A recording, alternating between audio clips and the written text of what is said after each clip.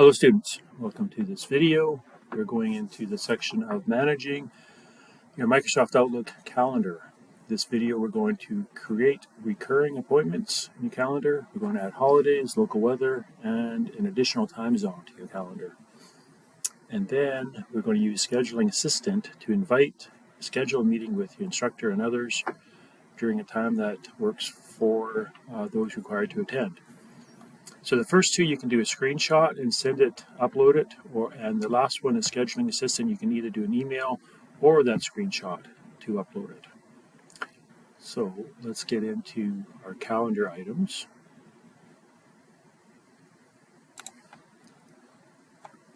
So we open up Microsoft Outlook. We're going to click on Calendar.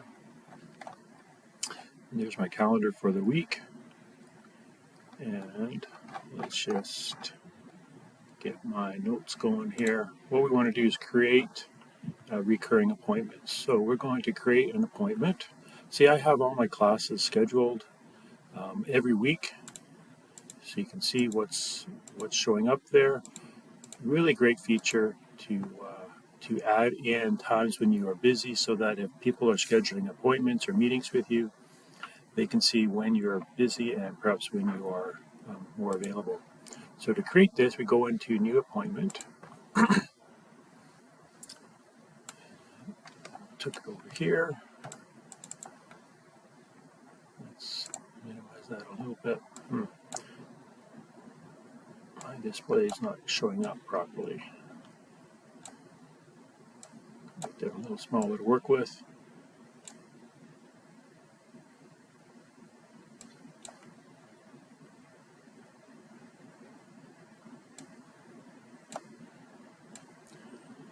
Okay, schedule. We're going to create an appointment. So let's call this business 1210 C and Z section.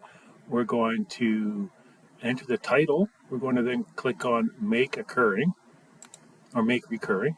It's going to be weekly, every Tuesday and Thursday.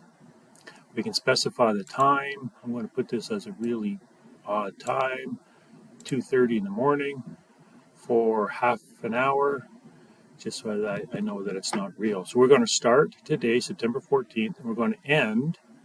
We can change that date to match the last day of the semester, December 8th. I'm going to click OK. We can show this as being busy. We can give us a little warning of this as well. I don't like those things. And then we can change the color of this as well. And then when we're done, save and close. And we have created recurring appointments for really early in the morning, 2 o'clock, 2:30 in the morning. We can advance our calendar, and there it is. Right up until, December 8th is the last day of classes, so it shows up on December 7th. Next week it does not show up. So that is how we can create recurring appointments. Next thing we want to do is add holidays, local weather, and an additional time zone to the calendar. So let's go into what we're going to do is go into View. Here's the different views we can have within the calendar: month, week, work week. I've specified my work week to be Monday to Friday. I'm going to show the weekly calendar, and this down arrow, I'm going to click on that, and that'll give me calendar options. There's other ways to get to the calendar options, but this is a little more convenient. We want to add holidays. Scroll down until we get to right here, Add Holidays. We click on this, and we'll note that the United States is there. I don't know why, but I believe Canada is also listed. Canada is not listed on my calendar. So I've got to click OK to add Canada. Take a while to install, but after we do that, I don't want to, it's not taking that much time. There we go. While I'm here, I'm going to set the default reminders for all my appointments to be none. I don't like them. And I've added the holidays. We can verify that. Click OK. go into October 9, and we should have, there's Thanksgiving Day. We have Columbus Day as well for the United States. So let's go back to that calendar options. We can click on add holidays. I'm going to click off United States because why was it there? So you can add holidays from other countries. And then Canada disappeared again. So let's put that back in there. Already installed. Okay.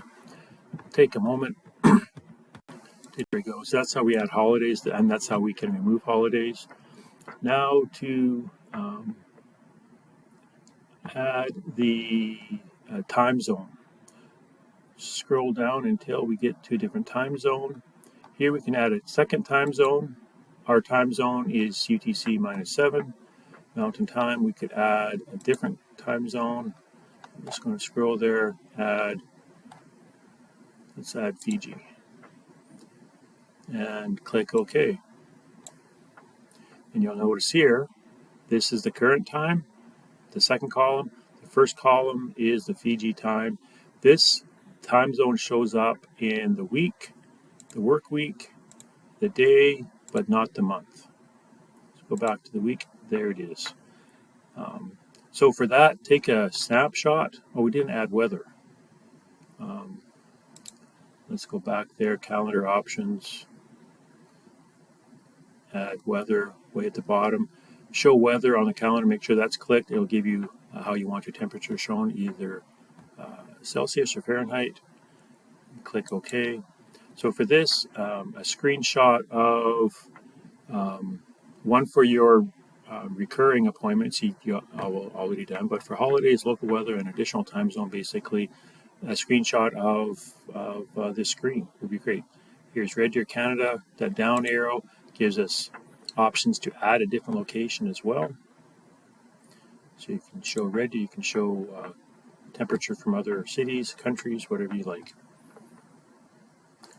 So the next thing we want to do is go into or create use scheduling assistant, the scheduling assistant to schedule a meeting. So we're going to schedule a meeting. This is going to be, the title of this meeting is Back to Our Secret Spy. Required, you're going to enter my name. I'm going to go here and for the sake of showing how this works, I'm going to enter a few other faculty names. All spies, you always follow the money. So I'm going to add Jason Engel as this. And just because we just never know if the Jasons are the same, I'll add Jason Nevins to our meeting request here. I'm going to add Robert. I'm going to add 3 or 4 instructors so you can kind of see how it shows up when we do that scheduling assistant. Robert Opaku, if that's his real name. Just never know. And anyone in marketing has to be a secret spy too, so we'll add Cora in there as well. So there is who's required to attend. So for this assignment, add myself. You can add different people as well just to have a better understanding of how this works. We're going to create, click off all day. We're going to schedule a meeting for October 11th at 11 o'clock. Wednesday, October 11th at 11 o'clock. And then we click on Scheduling Assistant. It's going to show us everyone that we've listed as required and whether or not they are busy. So on Wednesday, I have a class at 9 o'clock. So there's my class right in there. It's a stats class. Both Jasons, Robert, Cora are not busy Wednesday morning at 9 or 11. I can change this. I can extend that. I can change the dates up here if I wanted to. But it looks like these guys aren't busy yet either. Oh, there. I thought something was wrong. It just took a while for their schedules to show up. So it really looks like everyone's busy. Maybe at 8 o'clock we can have half-hour meeting. Change that to 8. We can look at that. Everyone's kind of available there, but it's also looking like who wants to meet at 8 o'clock. So perhaps Wednesday is not a good